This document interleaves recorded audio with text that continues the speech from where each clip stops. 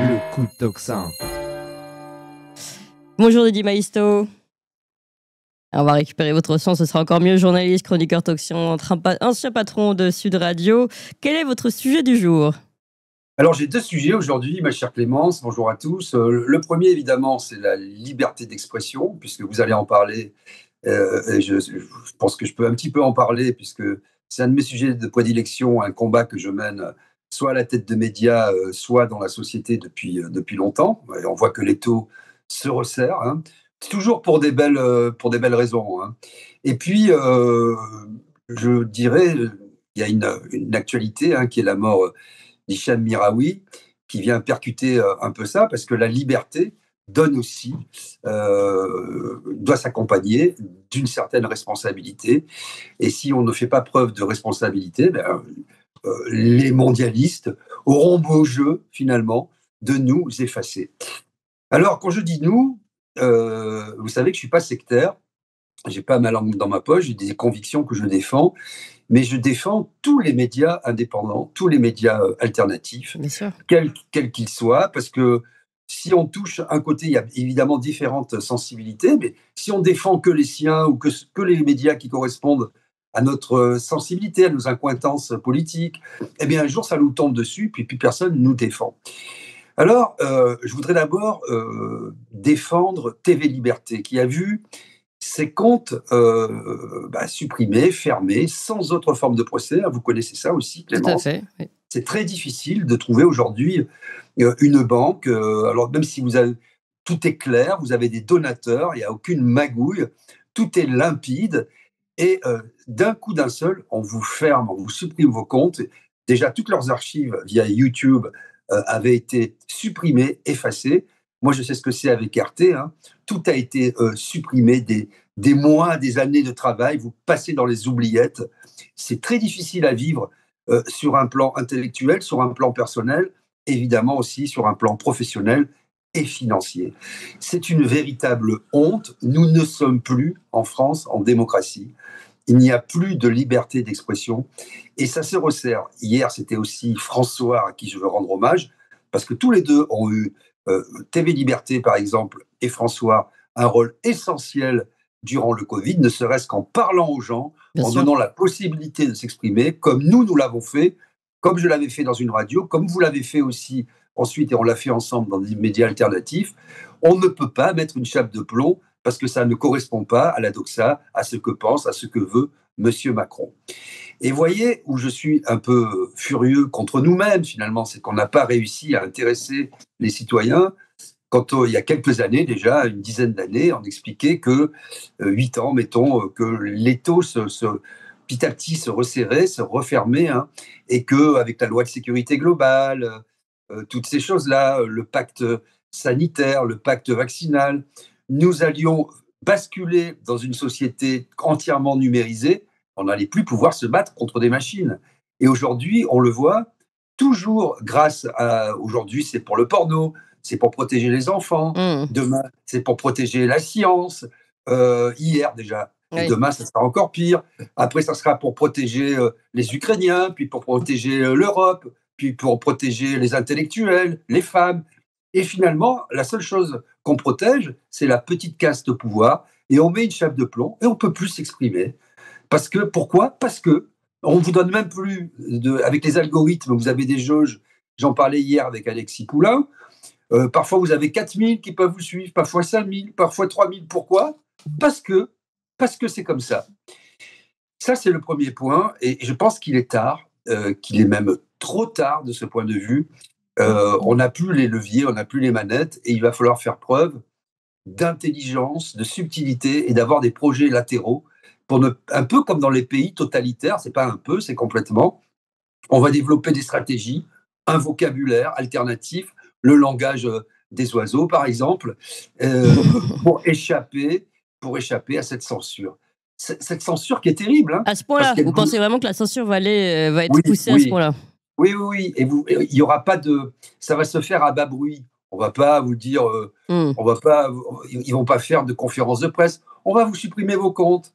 Ah bah là, il y en a, regardez, oh, Berger, on va passer avec ça dans quelques instants avec Voilà. Fabrice Ebelboin et Frédéric Hig. Oui, il y a des conférences de presse, mais on nous dit c'est au nom de la lutte Voilà. contre Non, mais il y les aura des contenus conférences racistes, de sexistes. presse. Ouais. Voilà, tout à fait. D'un côté positif, en disant voilà ce que fait le gouvernement, voilà ce que fait l'exécutif, la démocratie, les valeurs, lutter contre les populismes, lutter contre le café du commerce. Il y a même Guterres à l'ONU qui est en train de faire tout un programme. Ils ont sorti un fascicule sur les réseaux sociaux.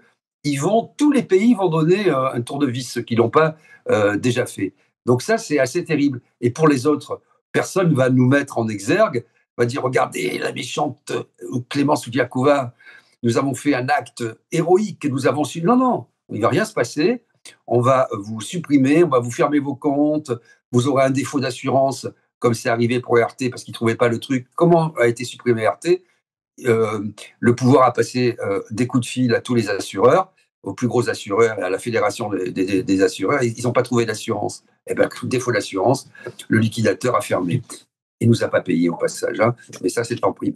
Donc voilà, ça, c'est très difficile d'intéresser les citoyens sur le sujet, mais petit à petit, les gens vont se rendre compte que leur liberté d'expression, c'est une chose, mais leur liberté tout court se réduit comme peau de chagrin, parce qu'en face de vous, quand vous devrez parler, vous avez un problème d'impôt, de taxes foncières, de taxes d'habitation, de DPE, de je ne sais pas quoi, vous aurez en face de vous des machines, y compris même pour les autoroutes, puisque maintenant, le flux libre, vous devez payer a posteriori. Si vous oubliez, vous avez des amendes. Bon, ça, c'est le premier point. Je voudrais revenir sur le meurtre raciste, appelons-le par son nom, de ce pauvre coiffeur à Puget, que je connais bien, ce coin-là, évidemment, c'est chez moi, qui est mort, non pas pour ce qu'il a fait, juste pour ce qu'il était.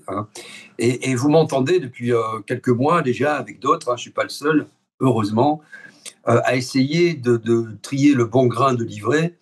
J'ai toujours été en lutte contre l'islamisme, le terrorisme, le communautarisme, tous ces trucs-là.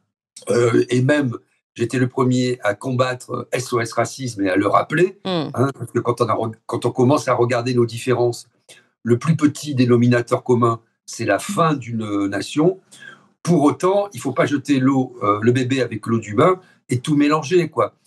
Et malheureusement, je ne dis pas que c'est la raison principale, mais quand vous êtes en boucle, il y a des médias qui sont devenus spécialistes de ça, y compris des médias alternatifs d'ailleurs, et qui ne font plus la distinction entre un Français d'origine étrangère, un étranger pacifique en France qui vit des fruits de son travail et qui est complètement intégré à la vie du quartier, de la ville, à la vie économique, qui demande l'aumône à personne. Bon, et quand on fait ces amalgames et qu'on fait une compétition, parce que là, j'ai fait un tweet sur le sujet, il y a des gens déjà qui commencent à dire oui, mais quand on traite les gens de gouers, etc. Moi, vous voyez, et qu'on parle de crimes, de faits divers, etc. Moi, je ne fais pas de compétition victimaire. Oui. Je trouve que la connerie s'additionne toujours. Et le racisme n'a pas de couleur. Je ne suis pas des gens du genre de personne qui va vous dire le racisme anti-blanc n'existe pas.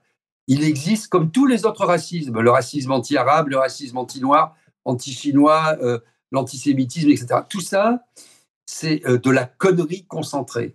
Et si vous n'arrivez plus dans une société à faire la part des choses, vous avez une société qui se délite d'abord par le haut, parce que le poisson pourrit par la tête, et ensuite vous avez toute une classe moyenne qui exerce le pouvoir, mettons aussi qui est un peu le bloc élitaire, qui est dans les médias, qui a des responsabilités économiques et politiques, et en bas de l'échelle, malheureusement, vous avez des gens un peu bas du front, désœuvrés, qui toute la journée ont un bruit de fond comme ça, et qui entendent ça, qui font du tir sportif, qui font un peu de muscu, qui soulèvent de la fonte, et qui disent ouais, il y en a marre, quoi. Et donc, ça incite au passage à l'acte. Et je pense que chacun doit réfléchir, mon ambition elle est modeste, mais que oui à la liberté d'expression, mais elle doit s'accompagner d'un minimum de responsabilité, et chacun doit mesurer sa parole.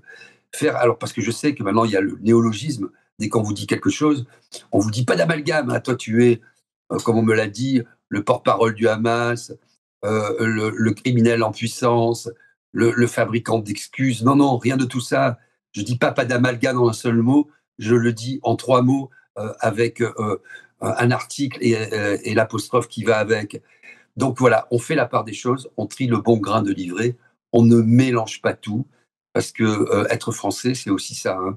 C'est défendre sa patrie, c'est défendre son pays, sa langue, sa culture et ses traditions, sans qu'il soit besoin de requérir pour cela à la haine des autres. Parce que quand on hait les autres, c'est qu'on a un problème avec soi-même. Voilà, ma chère Clémence, ce que je voulais dire ce matin. Merci beaucoup Didier Maisto, et vous me faites penser à la chanson de Nougaro, Je suis blanc de peau, au-delà de nos oripeaux, noir et blanc sont ressemblants comme 2 gouttes d'eau. Merci encore Didier Maisto. Merci et tout de suite c'est comme... Chers amis, on vous l'avait promis et ça y est, on se développe, on ouvre de nouvelles émissions. Vous avez déjà connu et rencontré les Tintins pour leur nouvelle émission des Tintins qui marche très fort.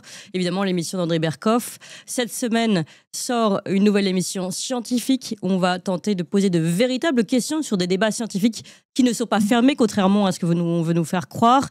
Donc pour toutes ces émissions et encore d'autres, comment reprendre le pouvoir politique aussi, une autre émission à suivre, et puis des émissions historiques, géopolitiques et bien d'autres qui vont arriver. Il nous faut de la place parce que évidemment la première chaîne est déjà très prise par toutes les émissions et diffusions du matin notamment. Donc il faut qu'on ouvre une nouvelle chaîne et il faut que vous suiviez le mouvement surtout et que vous ayez tout de suite vous abonner à la nouvelle chaîne. Il faut aussi en parler à tout le monde. On compte vraiment sur vous parce que si on veut ouvrir ces nouvelles émissions, il faut que vous suiviez le mouvement et vraiment que vous alliez vous abonner tout de suite à la nouvelle chaîne YouTube. C'est pas compliqué, c'est gratuit, ça se fait en 2 clics. On vous met tout de suite le lien là, pouf, il apparaît. Le lien, vous pouvez vous abonner. C'est Toxin Plus, c'est ça, la nouvelle chaîne YouTube, Toxin Plus, pour toutes les émissions de l'après-midi. Donc, vous pouvez la trouver sur Toxin-Plus en lettres majuscules ou tout simplement, on va vous mettre le lien et vous cliquez immédiatement. Je vous fais confiance. Allez-y tout de suite. 1, 2, 3, Toxin Plus, allez-y.